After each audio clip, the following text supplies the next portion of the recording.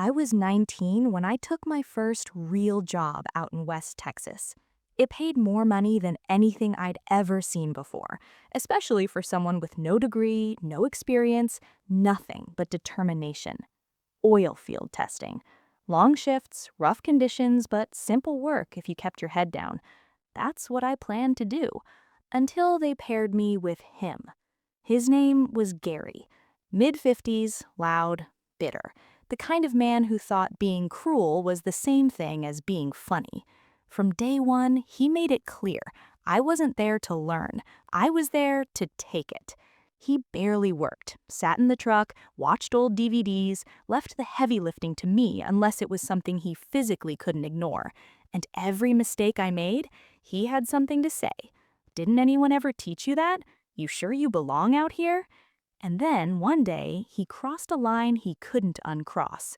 He found out I didn't grow up with my dad. Next mistake I made, he smirked and said, "Figures, no wonder he left." That stayed with me. For weeks. I didn't snap, I didn't argue, I just got quiet. Because people like Gary don't stop when you fight back. They stop when you make them feel something they can't laugh off. We worked together for 3 months. 3 months of 12-hour shifts. 3 months of him drinking every night, then handing me the keys in the morning because he was too hungover to drive, while still collecting travel pay like he was doing the work. 3 months of disrespect. Until one night, something shifted. We were out of town, sitting in a roadside diner, and I finally said it. Calm, simple. If I'm driving your truck every day, maybe I should be getting some of that travel pay. That was it.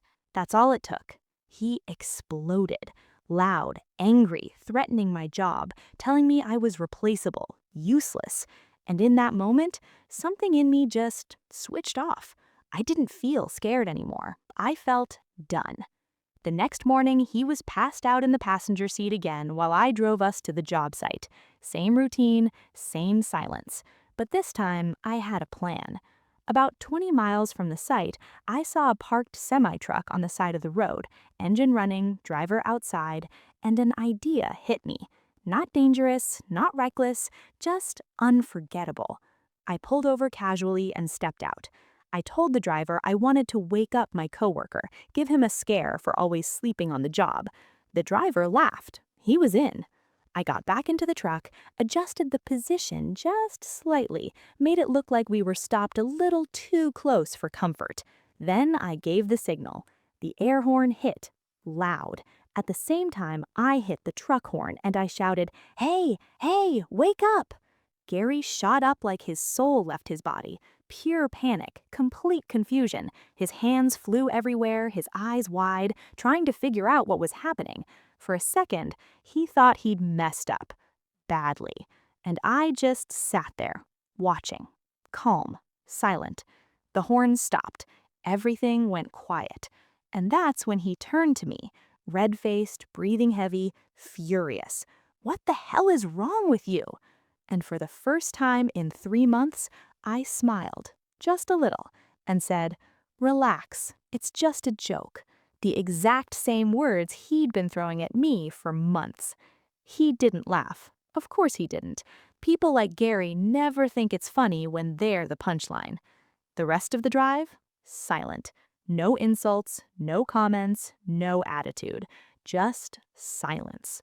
When we got to the site, he made a call to the supervisor, tried to flip the story, tried to make me sound like the problem. But here's the thing about people like Gary. When they complain, everyone already knows who they are. By the end of the day, I wasn't fired. I was reassigned. Different crew, different partner, better environment. And Gary, he never spoke to me again. But the best part? It wasn't the scare. It wasn't even the silence. It was this. For the first time, he knew what it felt like to not be in control. And if there's one thing I learned out there, it's this. Some people don't understand respect until they feel powerless without it.